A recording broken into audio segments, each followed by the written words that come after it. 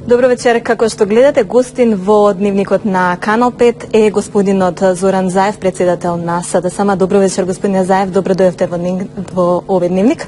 Добро вечер, поздрав до гледачите што не гледат. Така, виднаш на почетокот едно прашање поврзано со председателот Иванов и неговата одлука да не се додели мандат за формирање на нова влада на СДСМ доколку СДСМ не се откаже од албанската платформа. Имате ли алтернативно решение или можеби во моментот тоа се реализира?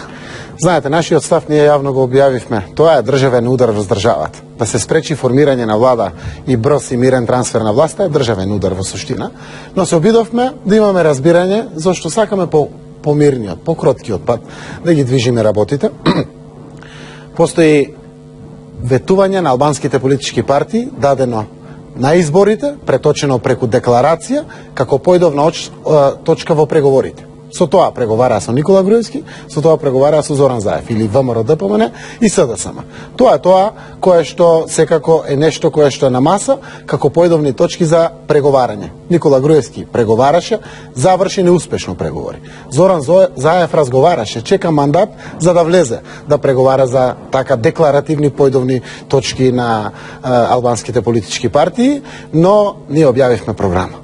За нас повеќе не постојат партиски програми, платформи, декларации или било што. Има програма на влада, која што е 100% интерес на граѓаните на Република Македонија. И за да разбиеме таа тема, навистина, како сега би било јас да кажам дека Никола Груевски е во тиранска влада, заради тоа што е со ДУИ.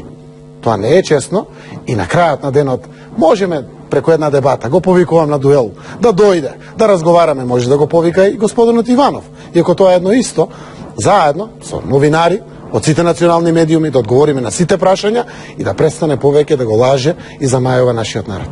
Во однос на алтернативното решение доколку Иванов не го даде мандатот? Ние не сакаме да размислуваме на други решенија. Тоа е лоша пракса за Македонија. Ние, еве гледате, промовиравме програма на една влада и со тоа тргнавме се на страна. И партиски програми, и платформи, и декларации, се. И истовремено одиме во парламентот.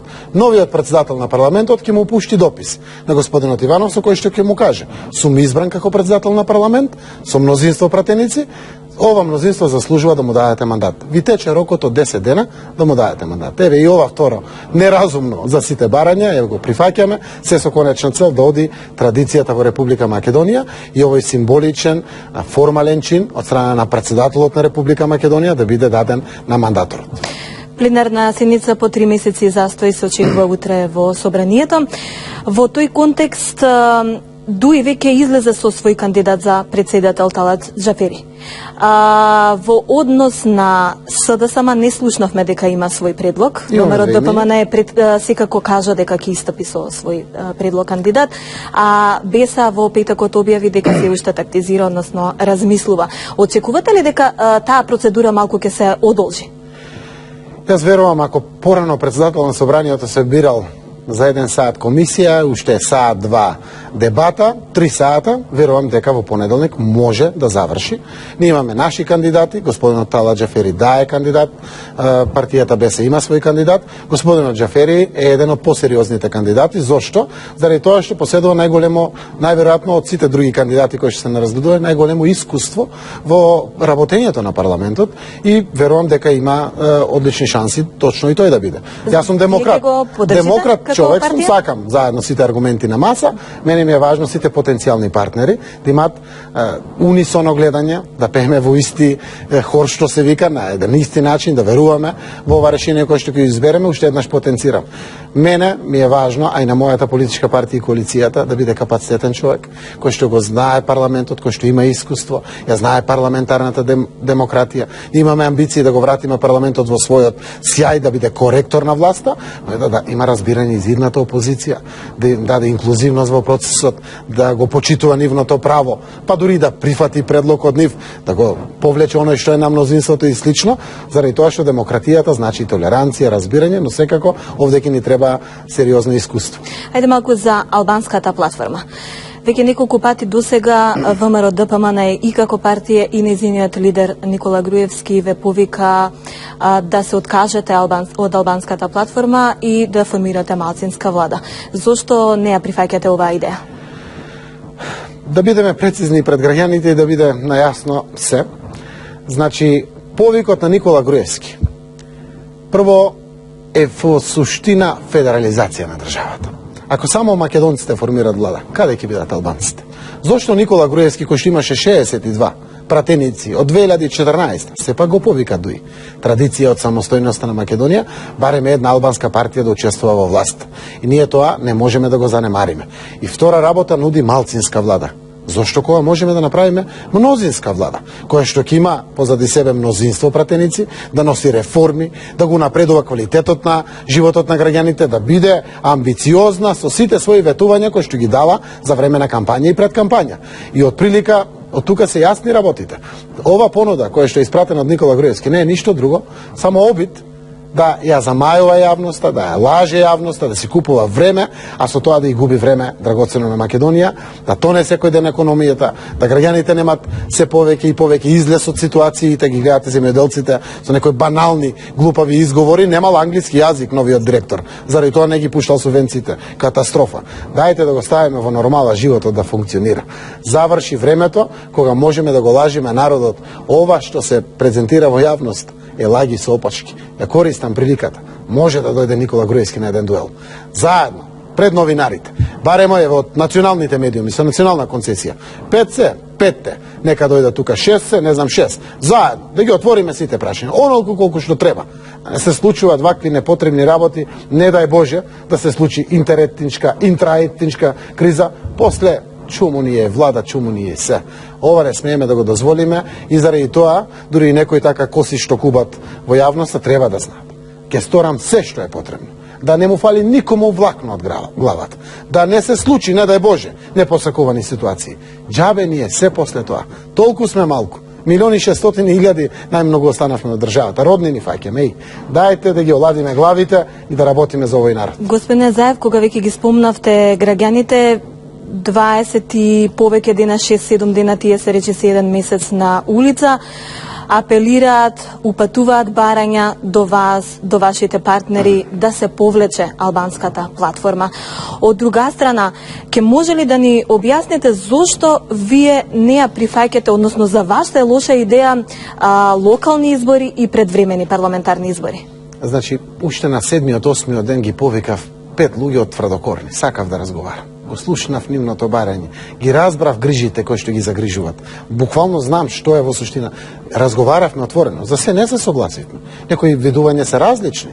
Јас верувам во граѓанскиот концепт, некои од нив веруваат во чиста Македонија, јас верувам Македонија на сите граѓани или слично, но разговаравме. И на крајот ги слушнав нивните барања, токму заради нив најповеќе. Излегов со програма на влада. Да видат дека во таа програма на влада 100% е зајакнување на унитарноста на државата, 100% е почитување на уставот и нашите главни цели, Европската унија и НАТО. И внатре се е реформи или економија. Тоа е. Буквално никој не се наметнува од надвор врз Македонија, некој да не оценува или слично. Еве ја програмата. И тамо не стои обид за програма, не стои предлог на програма. Стои програма на идната влада на Република Македонија. Апелирам да не дозволат никој повеќе да ги замајува. Јас сум демократа човек. Јас знам дека ако одиме на нови парламентарни избори, заедно со локалните ќе победиме уште повеќе. Но еве ќе имаме 72 пратеници после, со потписи кои што стојат. Па Ѓорги Иванов, по наредба на Никола Груевски, повторно ќе одлучи да не го даде мандатот. А што сме направиле 3-4 месеци нови изгубени за Македонија? Дајте да се зафатиме, ова мнозинство заслужува да добие мандат. На крајот на денот може и да не се договориме. Може влада да не направиме. Должност е на господинот Иванов час поскоро да го даде мандатот, моја должност е час поскоро да формирам влада или час поскоро да го информирам дека не сум успел да формирам влада. Доста е овие лаги што се шират по Македонија. Дајте таму во парламентот, утре јас верувам дека парламентот ќе донесе одлука и ќе гласа за претседател на собранието. Да не си прават бајрам на мозокот. Ке сме бирале комисија, тоа тактизира 30 дена за да бираме комисија, па комисијата ја соопштивме. И окей, утре ќе се избере председател на собранието на Република Македонија и тука нема дилема. Но што доколку не се случи тоа? Ќе продолжи седницата, за утре ќе се избере. Колку треба да има дебата? Нека има дебата. Тоа е демократијата. Тоа е пленумот. Кај што треба да дебатираме, не по улиците со некои нелогични барања. Правото на протест на граѓаните е окей право, но да се скандира со сите тие албанофобии да се испраќаат вака чувствителни пораки, да се допира во физичкиот интегритет на семејството, тропајки им на врата, шарајки им под прозорците или слично, некој ќе се брани, луѓе. Дајте да ги смириме овие страсти, не ни требат. Еве го утре парламентот ќе почне. Овде нека е арената за политички битки со аргументите на сите страни. И колку треба нека трае. Се надевам по едно прашање, тоа може да заврши за еден ден. Но ако треба да трае и ноќите, нека трае и ноќите. Кога ќе заврши дебатата, тогаш ќе се гласа за претседател на собранието. 120 пратеници по барем една минута дебата во собрание. 120 минути. И по 10 минути 1200 минути. Подобро, отколку не дај Боже ситуација надвор по улиците. Колку и да треба дебата, нека има дебата. Не треба да бегаме од дебата. Нашите аргументи на маса, плюс тоа народ ќе не следи, ќе ги види аргументите, па ќе не цени. Да не бегаме од таа работа. Немојте испраќам порака и до нашиот опонент. Да не се обидуваат да прават некаков вид манипулации. Не ни треба. Испраќам позитивни пораки на соработка и реформи треба да носиме. Ке ни треба ВМРО заради реформи во правосудство, например. Сите знаеме. Заради тоа мораме да соработуваме. Ние може да бидеме различни. Но парламентот треба да оставиме во функција. Сите тоа го знаат. Ајде малку да ја прокоментираме вашата програма. Колку програмата ќе вети подобар живот за граѓаните? Денеска испративте едно соопштение во насока на намалување на цената, односно воведување ефтина тарифа на електричната енергија, како и поврат 15% од ДДВ-то за сметки. Ние, ако се сеќавате, ќе потсетам вашите гледачи, а со тоа и граѓаните, имавме конгрес во кој што донесовме план 180 и план 24 или за 2-годишен план за реформи. Еден дел од работите ќе се случат во првите 6 месеци или овие 180 дена. Овде е укинувањето на ефтината тарифа, овде е укинување на радиодифузната такса, односно враќање на ефтината тарифа која што е укината, укинување на радиодифузната такса, ќе го укинеме екстерното тестирање, ќе ги донесеме законите за повраток на ДДВ, ќе почнеме со законите директно во првите 3 месеци за покачување на минималната плата, која што ќе отвори спиралата на покачени плати. Веруваме дека до крајот веќе на годината тоа ќе даде дополнителен придонес во севкупната потрошувачка на граѓаните. Ке зборуваме за убави работи. Тука ќе биде опозицијата да ги критикува, дали може подобро, дали ова лошо или слично. Такви дебати треба да имаме. Доста се уморија граѓаните и мораме должности на сите да ги придвижиме процесите. Она што значи владина програма, тамо повеќе 60-70% економија. Сето другото е или врзано таа економија со реформите, или е само реформа. Без разлика дали е тоа на државните институции, дали е унапредувањето на квалитетот на медиумите, кои што се совет на граѓаните и поддршка на државата, тргање на раците на влијание на политичарите и било кои други мокници, дали е независното правосудство, враќање на правната држава, реформата во тајните служби, кои што мора да ја направиме. Има многу работи кои што се исправени пред нас, па на крај дури реформата на парламентот, кој што треба овој парламентарен состав да ја понесе на своји плеки, ќе има убави работи каде што граѓаните ќе почувствуваат унапредување на својот квалитет на живот. Ајде да се втурнеме во оваа иднина, за да може благодет да видат сите. Тоа е за граѓаните, што е со компаниите, практично економијата во последно време е веќе на колена, моли за помош. 140 милиони евра директна помош на домашните компании ветивме и тоа ги знаеме по сите сегменти. Уште во првите 6 месеци ќе почнеме со реализација токму на тие сегменти. Ќе се обидеме да отвориме нови пазари, да го стимулираме извозната ориентација. Јас очекувам помош директно од коморите, затоа реков подпредседателот на владата за економски прашања ќе биде точно од коморите даден, за да може тој да биде овде едно кормило во делот на економијата, доаѓам од реалниот сектор. Јас сум убеден дека може повеќе. Имаме работлив народ, одлична географска поставеност, наши ресурси кои што можеме овде. Дај да се организираме како едно семејство да ги помогнеме компаниите. Ако имаат профит, ќе дават поголеми плати, ќе си ги плаќаат даноците, да бидеме една организирана средина која што и ќе не посакува Европа. Да ја донесеме Европа овде, за да можеме на крајот да си ги задржиме младите да не останат овде во државата. Во вашето, чинам вчерашно интервју за Вечерни лист, уште еднашка повторивте дека нема да има промена на химната, на знамето, на банкнотите, на униформите. Оставивте простор, односно рековте дека ќе се дебатира за законот за јазици. Но тоа е спротивно на она што деновиве го кажуваат во јавноста вашите партнери од ДУИ. Конечно, може ли да откриеме што точно ќе се спроведе од платформата на албанските партии? Транспарентен сум бил секогаш 100% транспарентен. Никола Груевски преговараше, не успее да се договори. Јас разговарав, не дојдов до преговори, нема мандат, но и во тие разговори ние кажавме наши позиции. И треба уште еднаш да биде јасно. Има закон за унапредување на јазиците. Македонија нема да биде бинационална држава. Ќе биде унапреден квалитетот на мултиетничкото општество, мултиетничка Македонија. Без при тоа да задираме во правата на било која друга етничка заедница ако се унапреди еден јазик, ромскиот, албанскиот, не знам, турскиот, српскиот или било кој јазик. Во законот за употребата на езиците треба да знаат граѓаните и повеќе да престанат тие лажи. Дека во Гевгелија, во Струмица, во Радовиш децата морале да учат албански, лажа голема. Дека ако не сме зборувале албански ќе имало казни од 5000 евра. Лага голема. Ќе зборуват албанците албански и тоа можат ако сакат. Можат и македонски да зборат. Можат да зборат и српски во општините каде што србите веќе го има воведено српскиот јазик или да зборат ромски во Шуто Ризери на пример. Апсолутно ќе има унапредување на она што значи овозможено согласно устав. Пример ќе кажам еден. До сега службен весник ги објавуваше законите на македонски и на албански. Ки ги објавува и подзаконските акти. За да не прават кривично дела, дел од албанците викат не го познавам подзаконскиот акт заради јазикот. Не. Нотарот покрај на македонски јазик ќе издава, не знам, својот документ, ќе има право да го издаде покрај на македонскиот и на албански на свој трошок. Не на трошокот на граѓаниот албанец, македонец или било кој. Па нека привлече повеќе муштерии. Ќе има унапредување во делот на судските постапки. Не бегаме од таа работа. Ако некој подобро може да се брани и добие плюс записник од судско рочиште, нека се брани. Правото на одбрана го има секој, но мора покрај на македонскиот да ги имат сите тие права. Зошто? Заради тоа што ќе дојде во апелација. Ќе се погоди судија македонец. Како кој не знае само албански. Не, ова не е нешто кое што Македонија ќе редефинира, албанизира или слично. Јас уште еднаш потврдувам пред граѓаните. Јас сум македонец, се што имам е во Македонија. Јас немам странски сметки, немам странски фирми. Се што имам е тука во државата. Ме боли македонштината овде, директно. Ама ова македонштина која што ми ја прави Македонија напредна земја, која што е еднаква за граѓаните за сите. Дајте повеќе да не се лажеме, некој да си купува време, зошто за да избегне одговорност, да оди на суд. Па на суд сум ја секој ден. Па ќе оди Никола Груевски на суд. Бегање од тоа нема. Секој што се огрешил има да одговара. Тоа сум го кажал секогаш, го тврдам до ден денеска.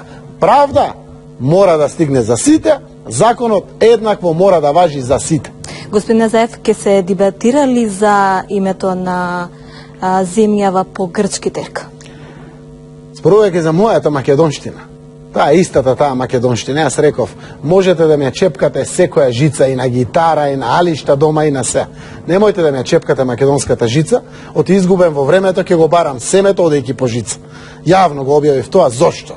За да знаат дека ме боли македонштината. И нашиот став е јасен. Со инклузивен процес преку вклученост на опозицијата ќе дебатираме за можните решенија. Заедно со опозицијата. На крајот, граѓаните ќе ја донесат одлуката. Се знае како, на референдум. Никој да не се плаши дека тоа некој тајни заговори, некој тоа и прави нешто на Македонија. Го слушам Никола од другата страна и ќе ја снимало Македонија.